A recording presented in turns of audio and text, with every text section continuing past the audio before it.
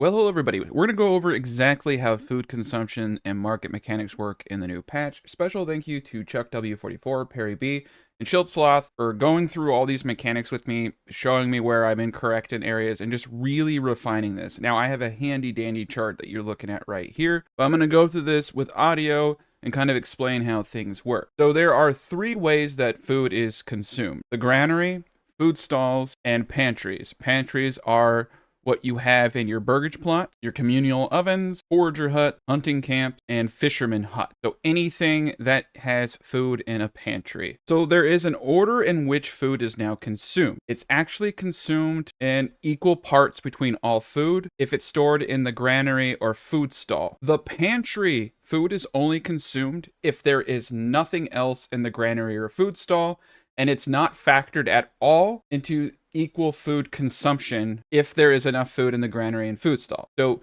for this first part, we're going to focus on your typical everyday consumption and how everything works. Now, it's important to note first that food is consumed at a random point per family per month. We're going to use just basic concepts here. So essentially, one food per family per month is consumed. Now, when food is consumed, it takes a general view of what is in the granary and what is in the marketplace. And it will consume food types equally, but it will consume the food in the granary first. This has caused a massive reduction in food stalls needing to be stocked. So for example, with 20 families, say I need 20 food consumed in that month. Say I have nothing coming in, nothing going out. These are like finite numbers. If I have 9 meat in total, 5 of it in the granary, 4 of it in a market stall, 40 eggs in a market stall, 140 veggies, 100 of which is in a granary, and 40 of which is in a market stall. And then I have 13 honey, 3 of which is in a granary,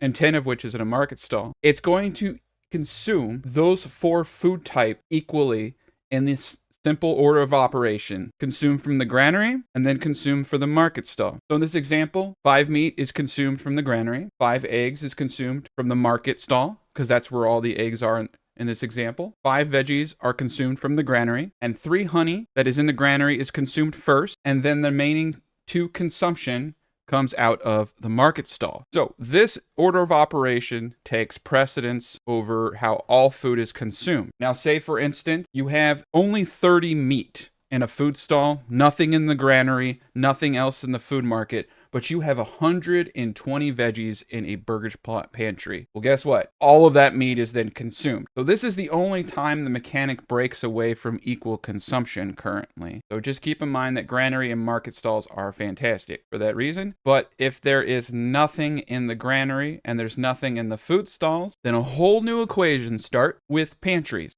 If these are both empty, food will be consumed from pantries, and each food type will be consumed equally. An example of this with the 20 families: I have 100 veggies in a burgage plot, and I have 100 apples. It's going to consume 10 veggies and 10 apples from those pantry burgage plots. So understanding the order of operations is important here. I have a chart. There are graphs. Hopefully this illuminates some of the issues you're having. And just to throw this in there, but that is how food consumption currently works. And some of you may be wondering, okay, well, how does firewood and how does clothing consumption work? So food is just magically distributed without any interaction from people.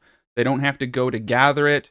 They don't have to touch it. They don't have to physically see it. It is just manifested inside of their internal organ. Whereas firewood has to be physically picked up by a member of the household and brought there. Now, firewood is consumed 1 per month per burgage plot. That's why double burgage plots are kind of cool right now. All the cool kids use double burgage plot. But clothing is actually not consumed. Leather and tier 2 clothing, boots, it's just reserved. And what people need to understand is how things are consumed and the supply and demand mechanics are totally 2 different calculations. The supply and demand mechanics are simply there to give approval bonuses, and they have nothing to do with consumption, and are necessary for you to upgrade your burgage plots from tier 1 to tier 2 to tier 3.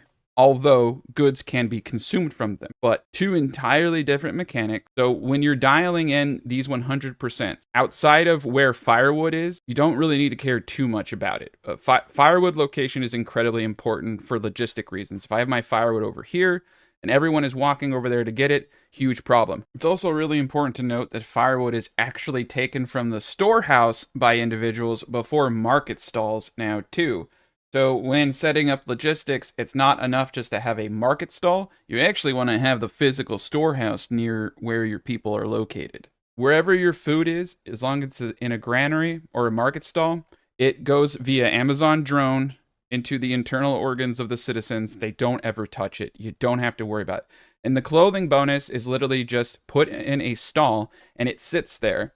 And as long as you have that clothing available, you will get the bonus. The clothing is incredibly easy to stock because you never have to do anything. So if you're wondering how all of those things are interrelated, how does food variety work? So as long as you have 4 food types available within your market stalls, you will get a 100% food variety supply and demand. You do need to stock things in your market stalls. You do need to have several types of food to get those supply and demand bonuses, but you no longer get a bonus for having multiple food type in excess of how much food types you need.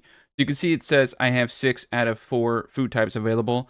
I'm only getting the bonus from fulfilling 4 goods. Now keep in mind, as you can see, it's using all of my foods now to hit that supply and demand bonus. You can see it's using 1 egg, 17 bread, 51 berries, 51 vegetables, 27 apples, and 49 honey.